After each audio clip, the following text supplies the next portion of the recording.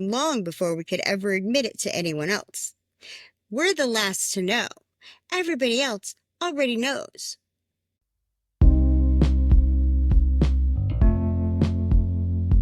Hi, welcome to Starve the Demon, Recovery by Any Means Necessary. Today, I'm going to read Chapter 1 from the Narcotics Anonymous Basic Text, Who is an Addict? This chapter is the heart of how we start to understand this disease, what it is, how it works, and why we couldn't stop using no matter how hard we tried. And those few times we did stop, we couldn't stay stopped. You don't really need to qualify to be here. We're not going to compare war stories. If anything in this chapter feels true for you, you belong here. And you are not alone. Let the words land however they land. We'll talk more after, but for now, just listen with an open heart. I like to do this as if I'm speaking to a sponsee that is new to the program. And I will put in the description below some questions that you can ask yourself, maybe an assignment if you're new and you don't yet have a sponsor to help you do that. Let's just get it started. Let's talk about it. Who is an addict? Chapter 1, page 3, the Narcotics Anonymous Basic Text. And if you're new here, please like, subscribe, tell all your friends, and leave me a comment below if you have any questions or anything you'd like to say, or if you have a difference of opinion of anything that I have to say. Who is an addict? Most of us do not have to think twice about this question. We know.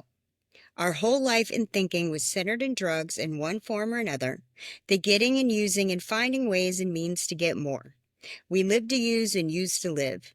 Very simply, an addict is a man or a woman whose life is controlled by drugs. We are people in the grip of a continuing and progressive illness whose ends are always the same: jails, institutions, and death. Now, anybody that's seen any of my other videos or knows me in real life, y'all know I've done all three of those. I spent 8.5 years in prison. I've spent another couple of years in county jails, in and out. I've been in psych wards. I've had to be brought back to life twice. So this is definitely the better way. Those of us who have found the program of Narcotics Anonymous do not have to think twice about the question, who is an addict? We know. The following is our experience. As addicts, we are people whose use of mind-altering, mood-changing substance causes a problem in any area of life. Addiction is a disease that involves more than the use of drugs. Some of us believe that our disease was present long before the first time we used. Addict behavior shows up in every aspect of our life. It's being selfish, self-centered, lazy, childish, judgmental, resentful, fearful. Those are addict behaviors. Those are things that have to do with addiction that have nothing to do with drugs. Drugs and alcohol are not the problem. They are the wrong solution. Most of us did not consider ourselves addicted before coming to the Narcotics Anonymous program. The information available to us came from misinformed people. As long as we could stop using for a while, we thought we were all right. We looked at the stopping, not the using. Oh, I can stop anytime I want. I just can't stay stopped. As our addiction progressed, we thought of stopping less and less. Only in desperation did we ask ourselves, could it be the drugs? I know for me, I would go to the doctor, I'd have this health problem, that health problem, and it was everything but the drugs. I was depressed, I was anxious, I can't sleep, but it wasn't the drugs, right? I will defend that demon and keep that thing going as long as I possibly can, because my demon was strong. And before I started starving it, it had complete control over me. We did not choose to become addicts. We suffer from a disease that expresses itself in ways that are antisocial, and that makes detection, diagnosis, and treatment difficult. Yeah, we chose to get high, but we didn't choose to become addicted to that substance. We didn't choose for it to take complete control over our lives, our souls, everything. We didn't make that choice. Our disease isolated us from people except when we were getting, using, and finding ways and means to get more. Hostile, resentful, self-centered, and self-seeking, we cut ourselves off from the outside world. Anything not completely familiar became alien and dangerous. Our world shrank and isolation became our life. We used in order to survive. It was the only way of life that we knew. Some of us used, misused, and abused drugs and still did not consider ourselves addicts. Through all of this, we kept telling ourselves, I can handle it. Our misconceptions about the nature of addiction included visions of violence, street crime, dirty needles, and jail. When our addiction was treated as a crime or a moral deficiency, we became rebellious and were driven deeper into isolation. Some of the highs felt great, but eventually, the things that we had to do to continue using reflected desperation. We were caught in the grip of our disease. We were forced to survive any way that we could. We manipulated people and tried to control everything around us. We lied, stole, cheated, and sold ourselves. We had to have drugs regardless of the cost. Failure and fear began to invade our lives. Maybe this hasn't happened to you yet. Always end what hasn't happened with a yet. Oh, I haven't lost my job yet. I haven't got a divorce yet. My kids haven't stopped talking to me yet. I haven't got evicted yet. I haven't become homeless yet. I haven't had any health issues yet. It's all yets. That bar just keeps getting lower and lower and lower and lower. One aspect of our addiction was our inability to deal with life on life's terms. We tried drugs and combinations of drugs to cope with a seemingly hostile world.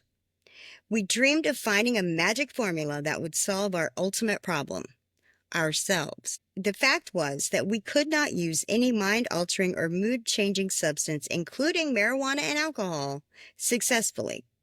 Drugs ceased to make us feel good. At times, we were defensive about our addiction and justified our right to use, especially when we had legal prescriptions. We were proud of the sometimes illegal and often bizarre behavior that typified our using. We forgot about the times when we sat alone and were consumed by fear and self-pity. We fell into a pattern of selective thinking. We only remembered the good drug experiences. We justified and rationalized the things that we did to keep from being sick or going crazy. We ignored the times when life seemed to be a nightmare. We avoided the reality of our addiction. It says, always read your book with a highlighter and a pen.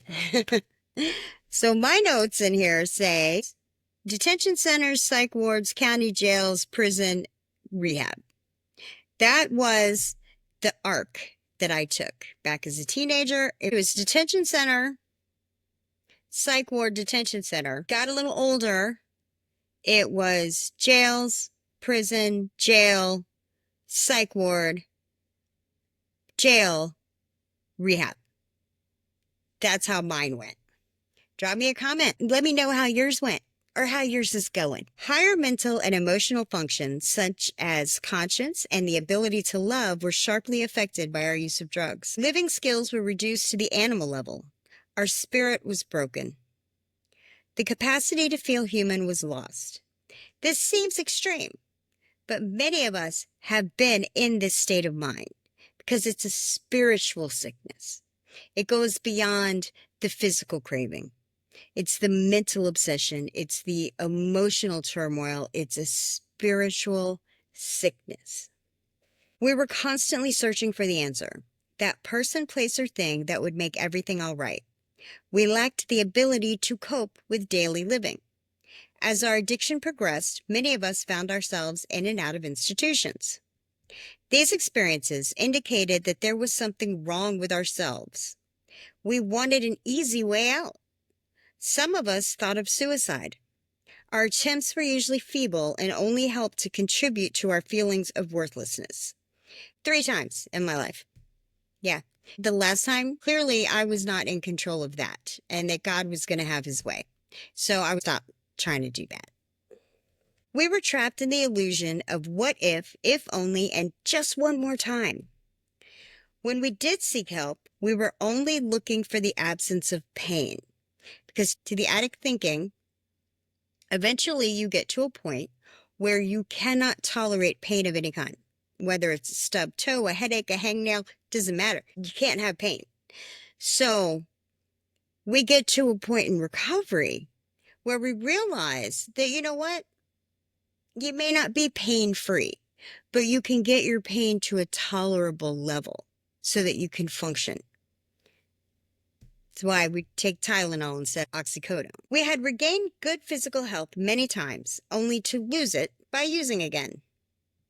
Our track record shows that it is impossible for us to use successfully. No matter how well we may appear to be in control, using drugs always brings us to our knees.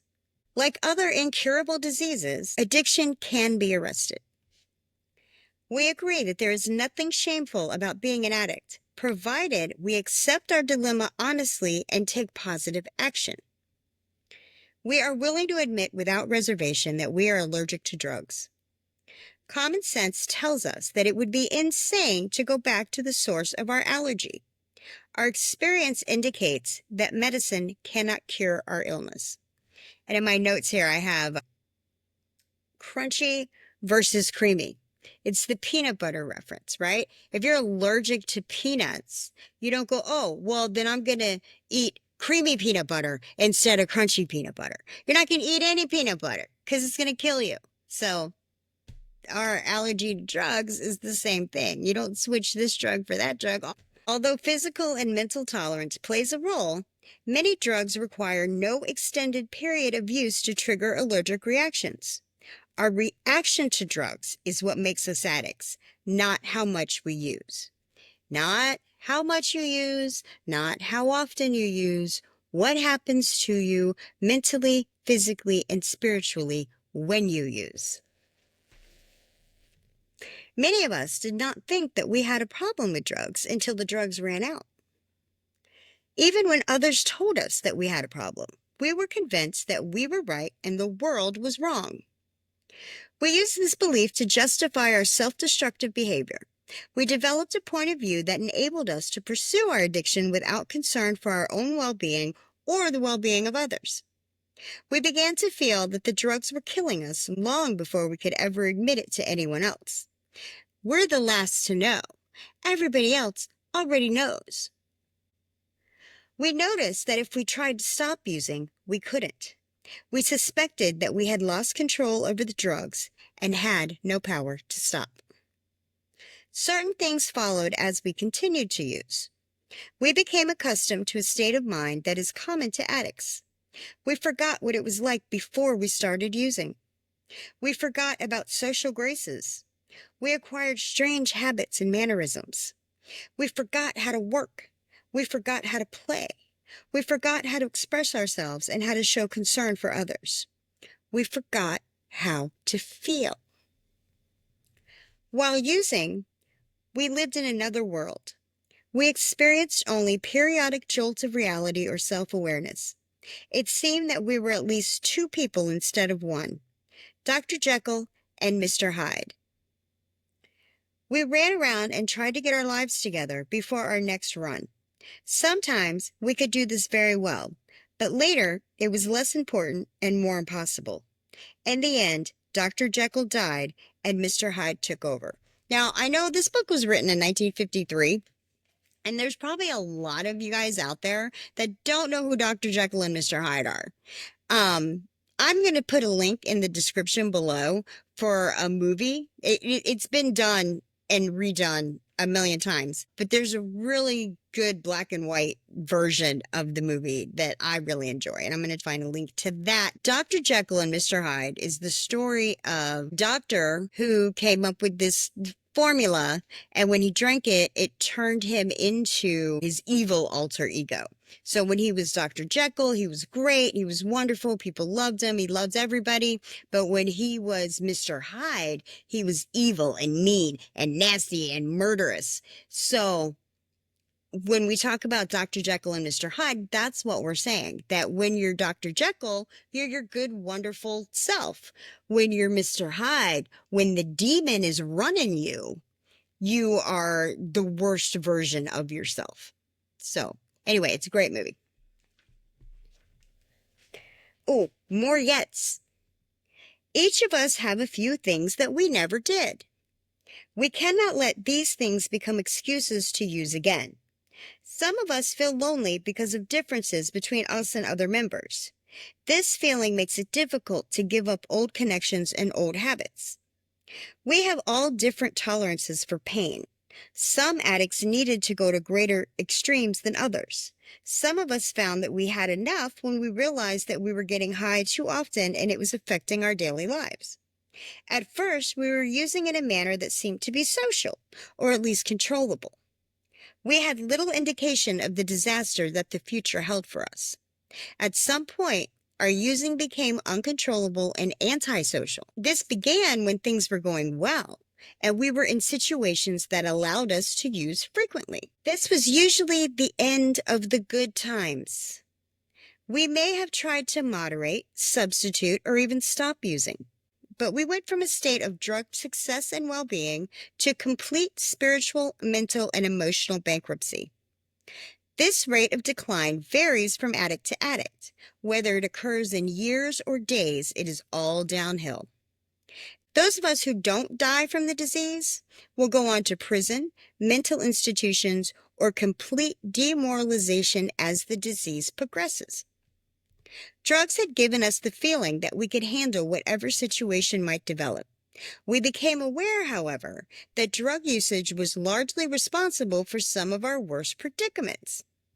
Some of us may spend the rest of our lives in jail for a drug-related crime. Now, I talk about being in prison and going to jail and being locked up for things. My probation violations are drug-related. My actual charges I ever went to jail or prison for, violent charges.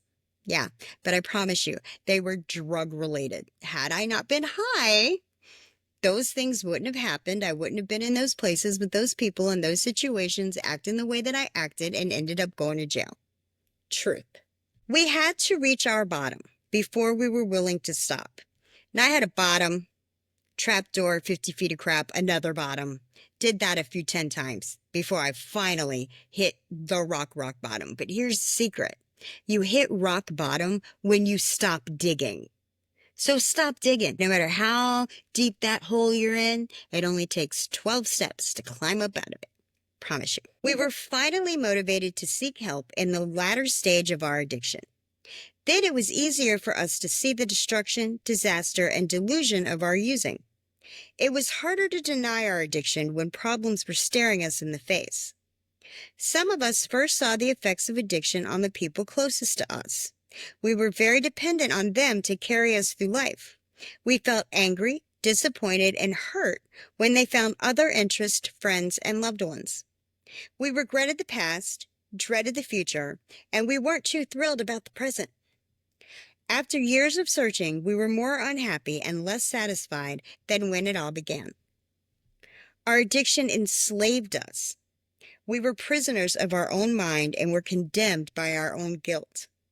We gave up the hope that we would ever stop using drugs. Our attempts to stay clean always failed, causing us pain and misery. As addicts, we have an incurable disease called addiction. It never stops. It always gets worse, and it's going to kill you.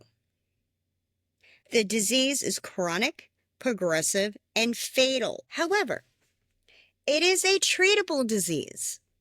We feel that each individual has to answer the question, am I an addict? How we got the disease is of no immediate importance to us. We are concerned with recovery. It doesn't matter why it is, it matters that it is. We begin to treat our addiction by not using. We begin to treat our addiction by not using. That's just the first thing. And it's actually the easiest part. Many of us sought answers but failed to find any workable solution until we found each other.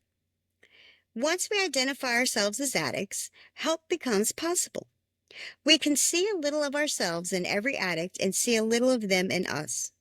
This insight lets us help one another. Our future seemed hopeless until we found clean addicts who were willing to share with us. Denial of our addiction kept us sick. but our honest admission of addiction enabled us to stop using.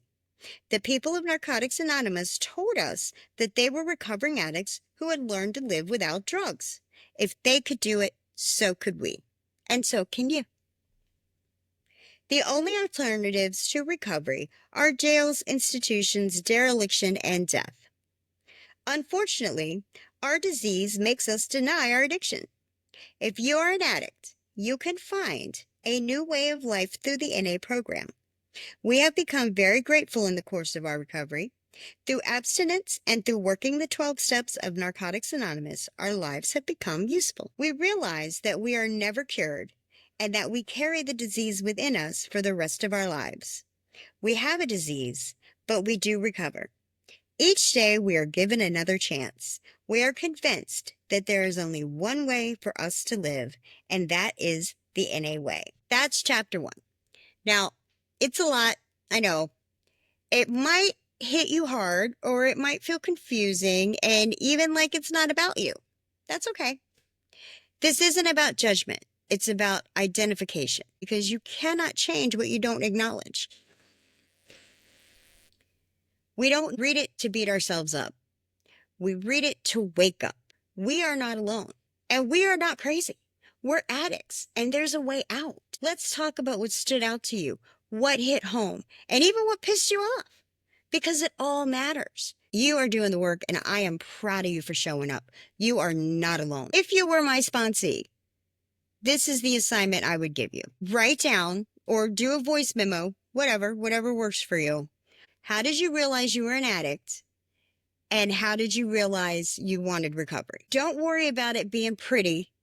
Make sure that it's honest. It's not about shame or ego. It's about truth and clarity. There's going to be some questions for the chapter down in the description for sponsees and sponsors to work with.